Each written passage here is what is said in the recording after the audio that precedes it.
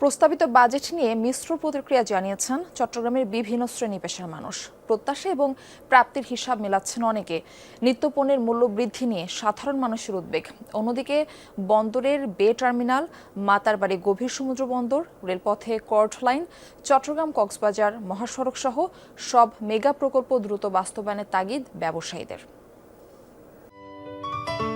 Ceylon টি রপ্তানিতে শীর্ষে। কর্ণফুলী নদীর তলদেশে টানেল এলিভেটেড এক্সপ্রেসওয়ে চালু হয়েছে আগেই। বাজেট ঘোষণার পর এবার চট্টগ্রাম বন্দরের বে টার্মিনাল, লালদিয়াচর টার্মিনাল, মেট্রো রেল ও মনোরেল, চট্টগ্রাম কক্সবাজার মহাসড়ক 6 লেন উন্নীত করা, মাতারবাড়ি গভীর সমুদ্র বন্দরের মতো মেগা প্রকল্পগুলোর দ্রুত বাস্তবায়নের দাবি চট্টগ্রামের ব্যবসায়ীদের। পাশাপাশি রেলপথে কর্ড লাইন চালুর মাধ্যমে ঢাকা চট্টগ্রামের দূরত্ব কমানোর বিষয়টিও আলোচিত হচ্ছে।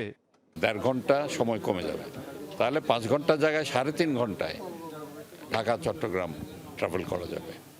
এতে করে অনেকে যারা ইয়ের জন্য প্লেনে যাত্রা করে আমার মনে হয় তারা এই লাইনে করবে। লালদিয়াচর সহ বিভিন্ন কন্টেইনার টার্মিনালগুলো কাজ চলছে, এগুলো যদি অবকাঠামো উন্নয়নের মাধ্যমে তাড়াতাড়ি যদি কাজগুলো শেষ হয় তাহলে আমাদের চট্টগ্রাম বন্দরের উন্নতি হবে। চট্টগ্রাম বন্দরের উন্নতি হইলে চট্টগ্রাম তথা সারা বাংলাদেশের উপকার হবে। যত বেশি পোর্ট ইউজার ফ্রেন্ডলি হবে, এটা ডেফিনেটলি দেশের জন্য ভালো। রেলপথে কিন্তু কোনো একটা জিনিস পয়েন্ট এ থেকে পয়েন্ট বিতে নেওয়া কিন্তু অনেক রিজনেবল কস্টে হয় কম্পেয়ারিং টু ট্রাকিং।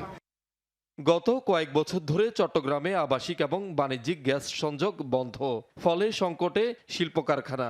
সংকট নিরসনের পাশাপাশি চট্টগ্রামের উন্নয়নে প্রস্তাবিত মেগা প্রকল্প দ্রুত বাস্তবায়নের তাগিদ পেশাজীবীদের। কারোর উপর কোনো রকম নেগলেক্ট করে না, সবাইকে এটাকে সহযোগী হিসাবে নিয়ে আমাদের সরকারের উদ্যোগগুলিকে, সরকারের কর্মসূচিগুলোকে বাস্তবায়নের জন্য সবার সহায়তায় সবাইকে নিয়ে এগোতে হবে। এই বাংলাদেশ সবার দেশ। যে ধরনের বাজেট এখানে প্রয়োজন আছে সেগুলি সঠিক সময়ে বাস্তবায়নের জন্য ছাড় করা হয়, তাহলে পরে এই প্রকল্পগুলির মাধ্যমে চট্টগ্রামের উন্নয়ন দৃশ্যমান হবে। বন্দরনগরীতে জলাবদ্ধতা ও যানজট নিরসনে সব সংস্থার মধ্যে সমন্বয় এবং বরাদ্দকৃত অর্থের সঠিক ব্যবহার নিশ্চিত করার দাবি সাধারণ মানুষের। তবে তাদের বড় দুশ্চিন্তা নিত্যপণ্যের মূল্য বৃদ্ধি এবং বাড়তি কর আরোপ নিয়ে। স্বাস্থ্যগত যে বরাদ্দটা দেওয়া হচ্ছে এটা খুবই পজিটিভ। এর সাথেও যেন কর্মসংস্থানের দিকটা যেন একটু দেখা হয়। ট্যাক্সের যে হার, এটা এখানে রেট অনেক কমে, কিন্তু ট্যাক্সের পরিমাণ অনেক বেড়ে যাবে, কিন্তু ইনকাম বাড়তেছে না। ল্যাপটপের দাম কমাচ্ছে, ইলেকট্রিসিটি জিনিসের দাম কমাচ্ছে, এগুলো আমাদের এই সাধারণ মানুষের কোনো কাজে আসতেছে না। এগুলো আমাদের মতো সাধারণ জনগণের যেটা দরকার দৈনন্দিন জিনিসপত্র, এগুলো একটু দাম নিয়ে যদি একটু ভাবতেন। এখানে কোনো জনগণের কোনো প্রত্যাশা পূরণ হয় না। এটা সরকারি আমলারা এবং মন্ত্রীরা তাদের পকেট মারি করার জন্য এই বাজেট করায়। শহীদুল সুমন, যমুনা নিউজ, চট্টগ্রাম।